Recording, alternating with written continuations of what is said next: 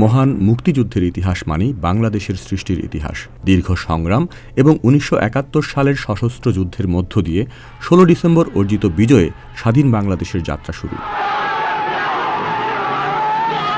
এই স্বাধীনতা অর্জনের ইতিহাস মানেই ত্যাগ এবং একই সাথে বাংলার আপামর জনসাধারণের সংগ্রামের ইতিহাস। আর সেই ইতিহাসের অংশ হয়ে আছে এই ভূখণ্ডের চলচ্চিত্র এবং এর সাথে যুক্ত যোদ্ধারা।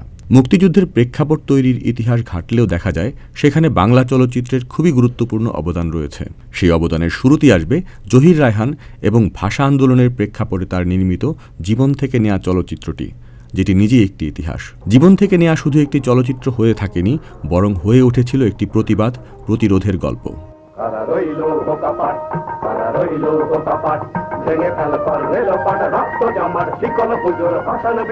জীবন থেকে নেয়া মুক্তির পর পাকিস্তান সরকার চলচ্চিত্রটিকে রাষ্ট্রবিরোধী ও বিদ্রোহী চেতনার বাহক হিসেবে দেখে। প্রথমে সেন্সর বোর্ড আপত্তি তোলে এবং বিভিন্ন জায়গায় প্রদর্শনে বাধা সৃষ্টি করে। জহির রায়হানকেও পাকিস্তান সরকার রাজনৈতিকভাবে সন্দেহভাজন ব্যক্তি হিসাবে নজরে রাখে। জীবন থেকে নেয়া চলচ্চিত্রে প্রথম আমার সোনার বাংলা গানটি ব্যবহার করা হয়, যেটি এখন আমাদের জাতীয় সঙ্গীত।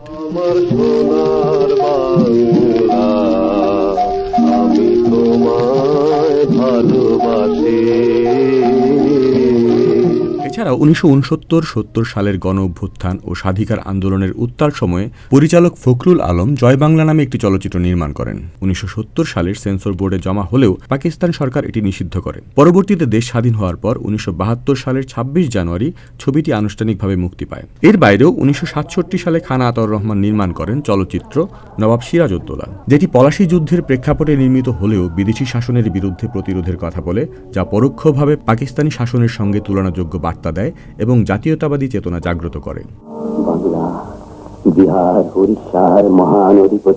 এছাড়াও ১৯৬৪ সালে পরিচালক কাজী জহির নির্মাণ করেন চলচ্চিত্র সংগ্রাম, যা শোষণ ও বৈষম্যের বিরুদ্ধে সাধারণ মানুষের লড়াই ও সামাজিক অন্যায়ের প্রতিবাদে রাজনৈতিক ইঙ্গিত বহন করে। এর বাইরেও সুভাষ দত্তের আবির্ভাব চলচ্চিত্রে ছিল পরিবর্তনের আকাঙ্ক্ষা ও প্রতিবাদের বার্তা, যা মুক্তির সংগ্রামের ক্ষেত্র তৈরিতে খুবই গুরুত্বপূর্ণ ভূমিকা রেখেছিল। একদিকে রাজনৈতিক সংগ্রাম আর অন্যদিকে মুক্তির আকাঙ্ক্ষা তৈরি করতে সাংস্কৃতিক আন্দোলনের ভূমিকার মিশেলেই তৈরি হয়েছিল স্বাধীন বাংলাদেশের প্রেক্ষাপট, যাতে বাংলা চলচ্চিত্রের ছিল যথেষ্ট এবং গুরুত্বপূর্ণ অবদান।